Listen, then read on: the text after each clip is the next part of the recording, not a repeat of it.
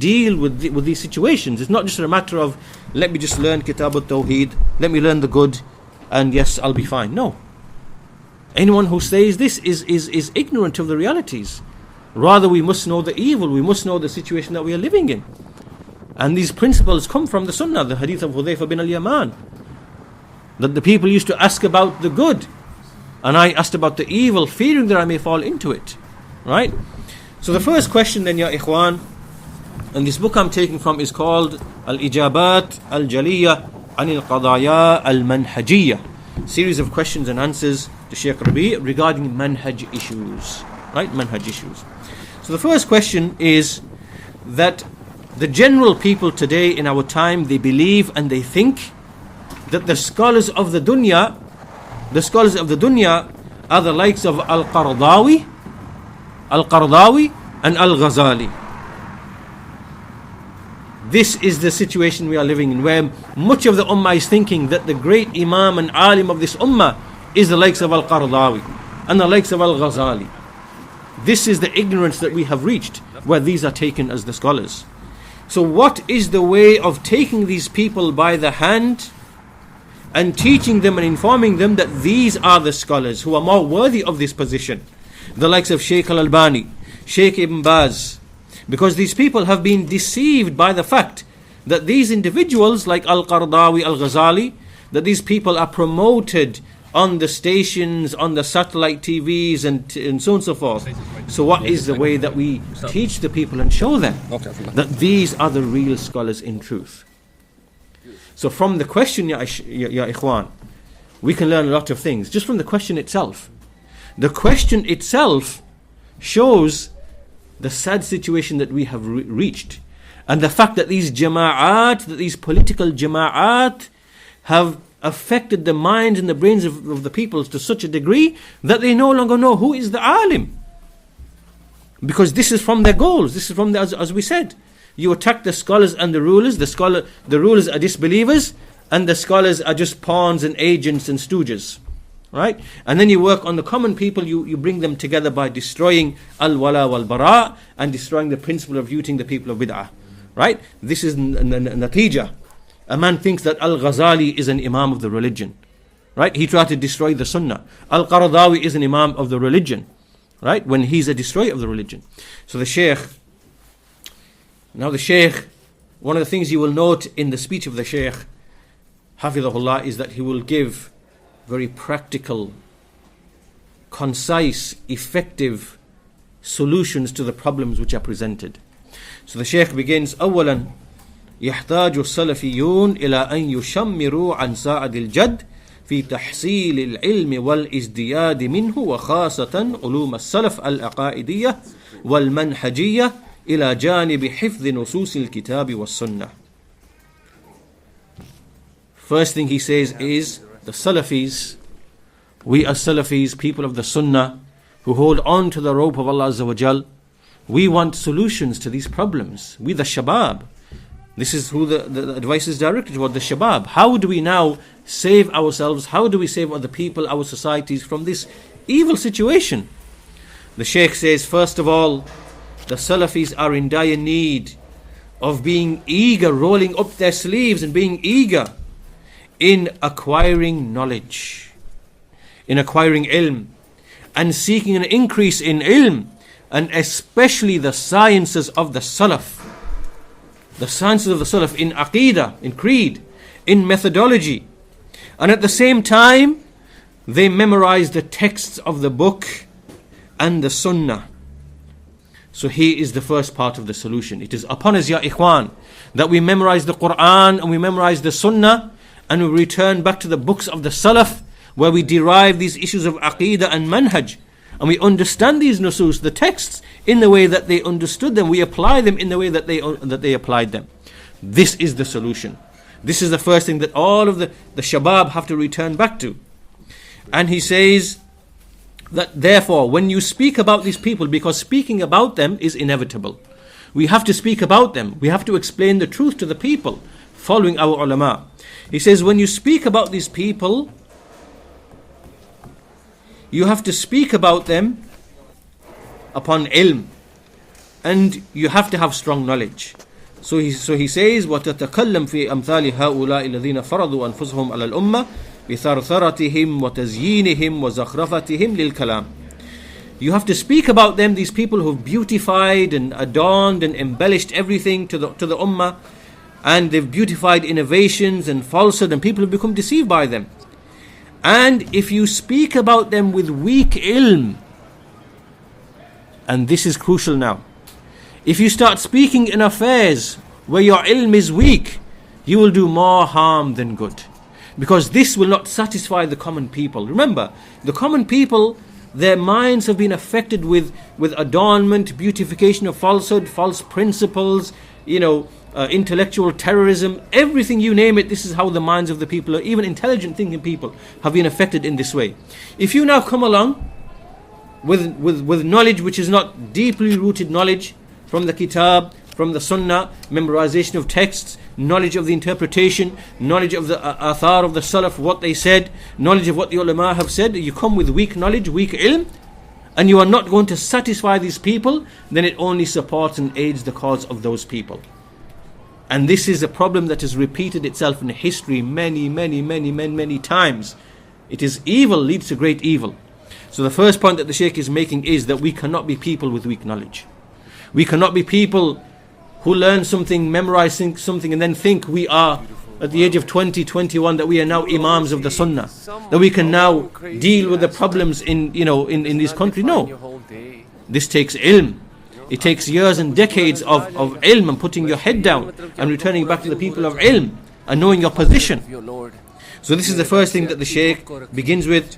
He says that the people are deceived by them. They don't know that these people are the heads of ignorance and misguidance, and they don't know what knowledge is. Knowledge is, Allah said, the Messenger said, and what the Sahaba said. Al-ilmu qala Allah, qala Rasuluh, qala Sahabatu, laysa bit-tamwih. Knowledge is what Allah said, what the Messenger said, what the Sahaba said. It's not by bringing confusion and deception and so on and so forth.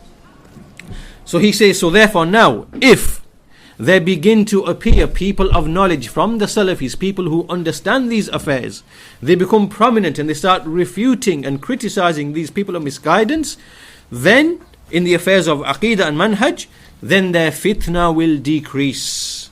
And perhaps it might even end and finish altogether. Because refuting the people of Batil, the Shaykh says, to begin with, it is hard to begin with. You know how hard it is to convince these people, at-Tablighi, at-Tahriri, at-Takfiri, at-Sururi, at-Turathi, and people in these countries who are affected by them as well. It's very hard to convince these people for many different reasons, factors. However, the Shaykh says, despite that, if you strive upon ilm, and there are scholars, there are students of knowledge, and they strive in ending this evil, then Allah Azza wa Jal, He will remove some of that evil. Some of that evil will be removed just by the effort that is taken. And that's why when we see places like this place here in Tooting in Balham, where we are starting this da'wah, we want to hold on to the rope of Allah Azza wa Jal, that we take this advice seriously, that we clarify affairs to the people upon ilm, that we return to the people of knowledge, and we know the affairs that we are planning to criticize, that we are planning to clarify.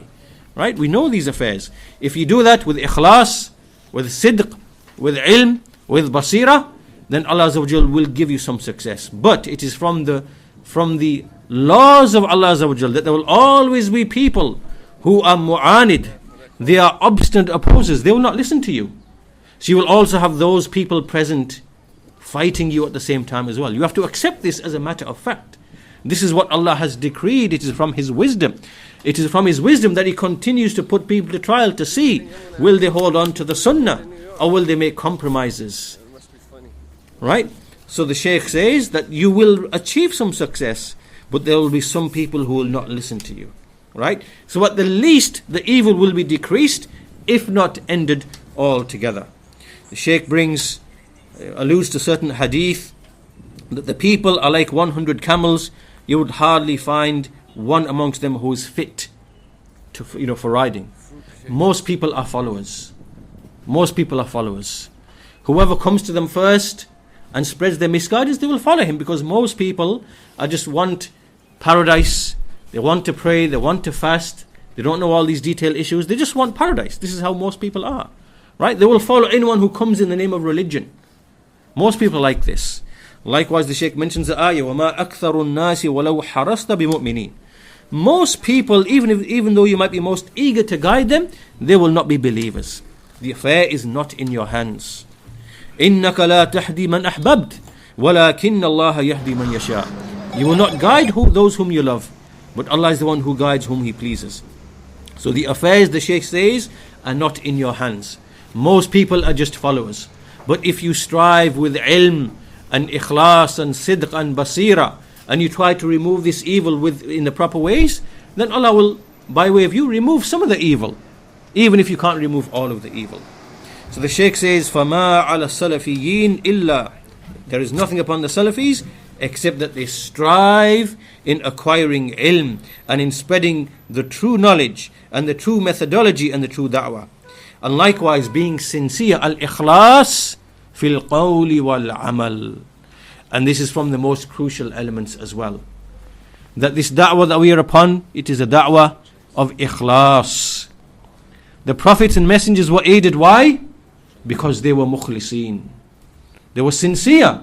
That's why Allah Azza wa Jal aided them against their enemies and gave them the upper hand.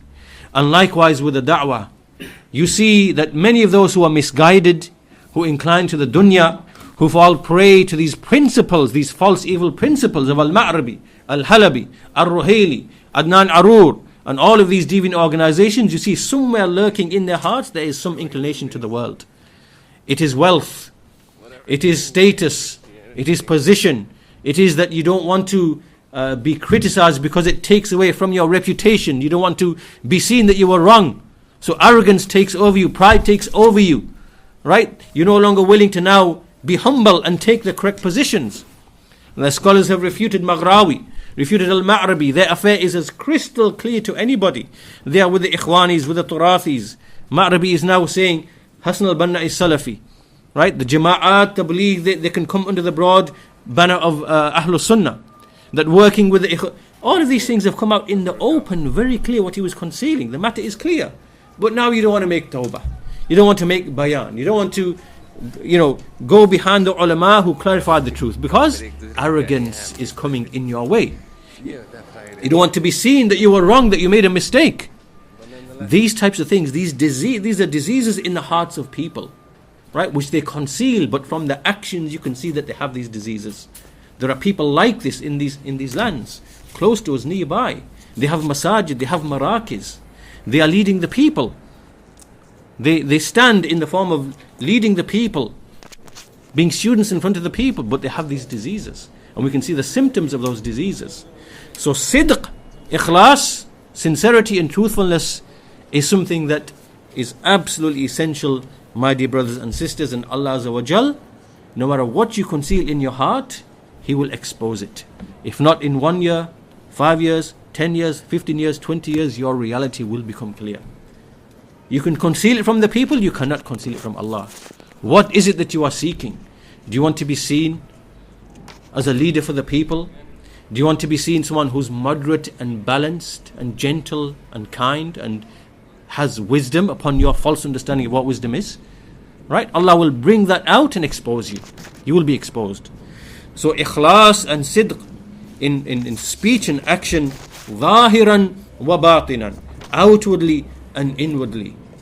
These are the affairs that the Shaykh is commanding and the Shaykh is ordering. And if you are like this, if this is your way, that you are truthful and sincere and you seek knowledge and you strive and you gain basira, no doubt Allah Azza wa Jal will aid you. He will aid you in some respects, and in other respects maybe He will try you. He will allow the mukhalifin to continue. All of this is from the wisdom and the hikmah of Allah Azza wa Jal.